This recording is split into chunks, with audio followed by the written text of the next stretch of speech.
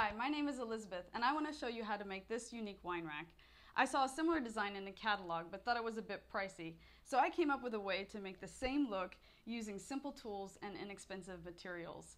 Even if you have no prior experience in home improvement, this is a fun, easy, and affordable do-it-yourself project.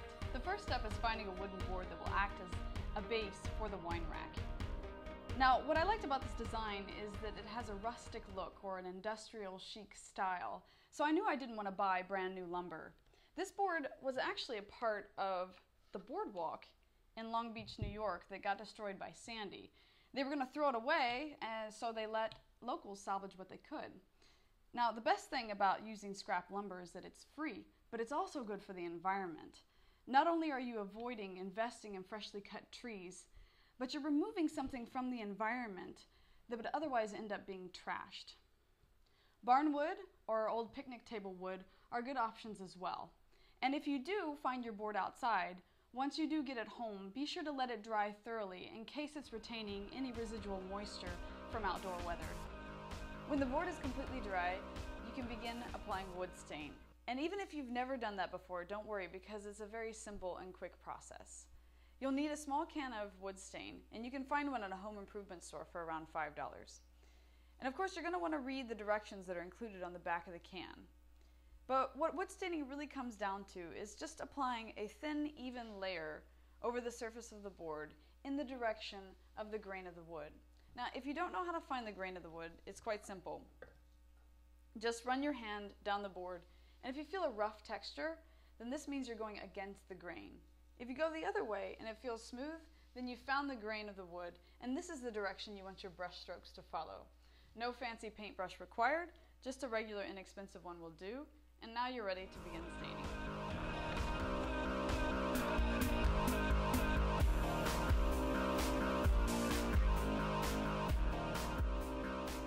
After you finish applying the wood stain, wait about 5 minutes, and then you'll want to take a clean cloth and thoroughly wipe down the board. What this will do is remove any excess stain that the board didn't absorb, and it keeps it from pooling on the surface and giving the wood an uneven color. And this as well you'll want to do in the direction of the grain of the wood.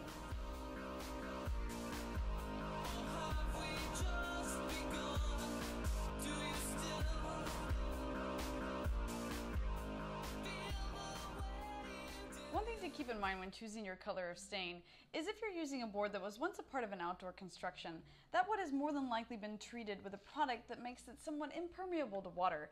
This was done to keep the wood from retaining water and subsequently rotting. What that product could also do is prevent the wood from completely absorbing the wood stain, causing it to settle over the surface and cover it much like paint. Now, there's nothing wrong with this and it won't hurt anything, but if you use a dark shade of stain like I did with my first wine rack, what it could end up doing is masking the great natural design found in the wood. So if you want this texture to be more visible, I suggest using a lighter color of stain.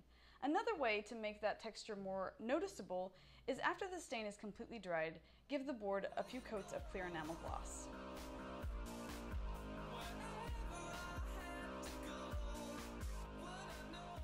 What I like about gloss is that it magnifies the color of the stain and enhances what is called flaming, which is the different colored stripes found in the wood. Not only is it going to make the board look better, but it's going to smooth down the surface and act as a protective sealant for the stain. This product is also affordable. One can runs about $5. And unlike stain, gloss can be applied liberally. I suggest giving it at least 3 coats, but you can continue coating until you find the look that you like. Now we can make the leather straps, which are the parts of the wine rack that actually hold the wine bottle to the board.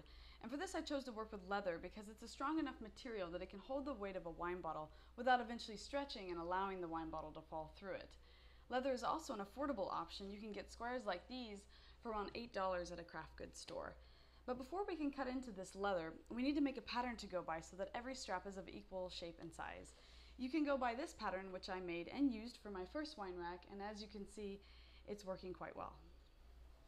The dimensions are 10 inches across, 3 1/4 inches tall, diagonal on the sides, and curved on the bottom.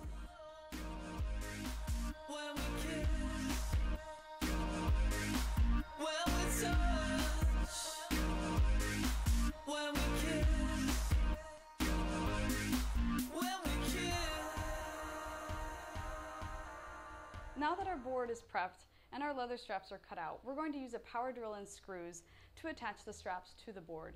You can buy a basic power drill like this one for under $30. And as for the screws, you want to be sure to specifically buy wood screws. Before this project, I had no idea that there were different types of screws for different materials. Wood screws have coarser threads that actually grip the wood and keep the screw from falling out. When selecting the ones you want to use, just be sure that the length of the screw is no longer than the width of the board and won't go all the way through it. Next, on the back of the leather, mark the spots where you want the screws to go through. These spots should be about a ½ inch off the edge of the strap side. Then, using cardboard as a base and a drill bit that's the same width as the screw, pre-drill holes through the spots that you marked. Now, using a piece of cardboard that's the same size as the wooden board, you'll make a template to go by for correctly aligning the straps onto the rack. For this, you'll want to make some measurements in order to ensure that each strap sits evenly apart from the others, but also to make sure that every strap will successfully cradle a wine bottle. In order to achieve that, I recommend that the top corners of each strap span about 5¼ inches. Secure the template to the board using painter's tape. Then, with your power drill, pre-drill holes through the spots on your template that you marked. Just make sure once again to use a power drill bit that's slightly thinner than the screws that you intend to use. And now you're finally ready to attach the straps onto the rack.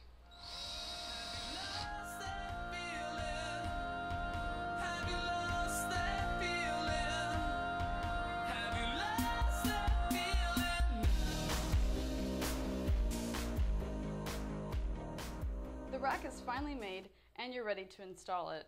You want to find 2 heavy-duty screws that are twice as long as the width of your board. Pre-drill 2 holes toward the top center of the board for these screws. Next, pre-drill 2 corresponding holes in your wall, and you're ready to install.